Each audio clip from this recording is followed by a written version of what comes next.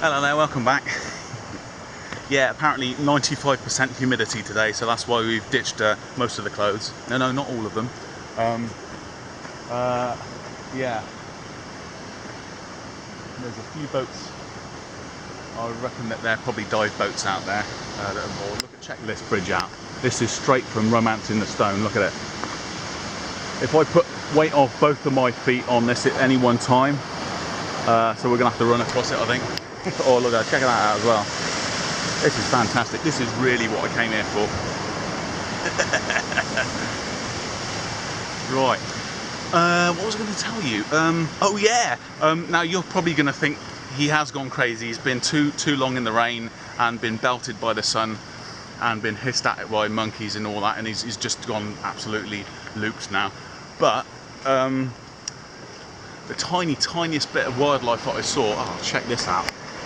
Earlier on, and I thought it was a slug at first, but no, on the ground in front of me, the tiniest little roundest leech that I've seen, and it wasn't actually on me, which I was grateful for, but he was just crossing the path.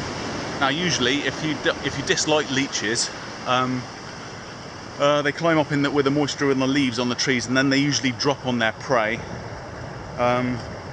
which is reminiscent of those vampire zombie things in that what was that, The Passage novel. I don't know if you've actually read that, but it's a long story, but it's a cracking one. Anyway, leeches, check it out though. Town's that way. Yeah, how to deal with them. Most people don't like them that much. They can't actually harm you at all. They're only taking a tiny little bit of blood, so you can either let them fill up and drop off, or you can and this is what I do sometimes, is all it is salt and pepper. Basically, when you're in your next restaurant back home, before you leave, get a little tiny little tin about that big, half fill it with salt sachets and the other half pepper sachets. But the pepper sachets, and this is quite important, it has to be powdered pepper, not granulated pepper. Basically the salt the salt will dry the leech, and it'll shock it into falling off, just like the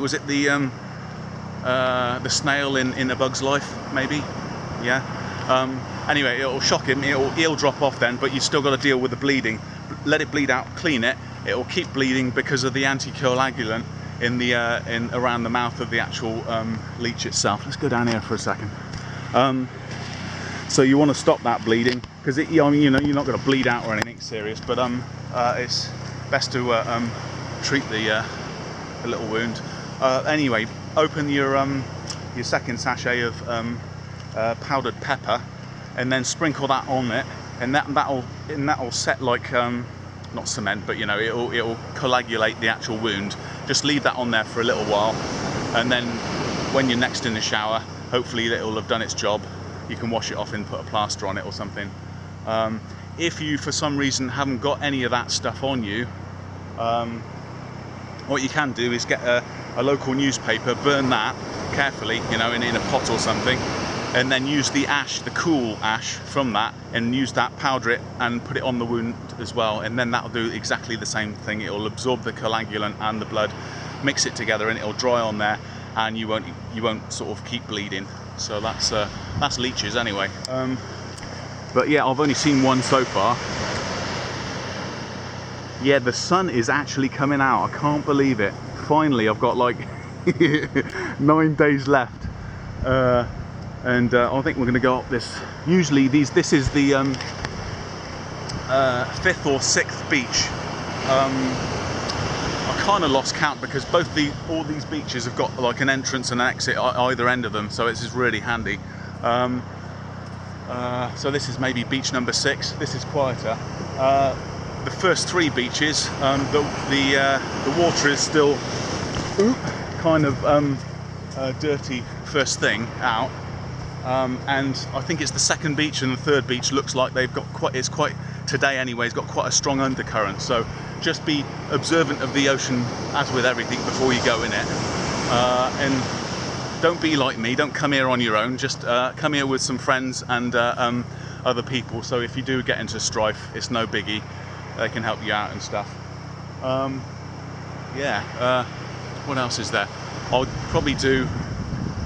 Now the reason there's loads of these little videos that I'm doing is because obviously still I haven't got any editing equipment whatsoever, but also I don't really like, and I don't trust edited stuff. I always think this is a little bit more honest. What you see is really what you get, and I kind of like giving an honest opinion and everything of the country, but always in a positive light. So this is this beach, whatever it's called for now, number 6 we'll call it, and I'll say toodaloo for now, and leave you with this cracking view.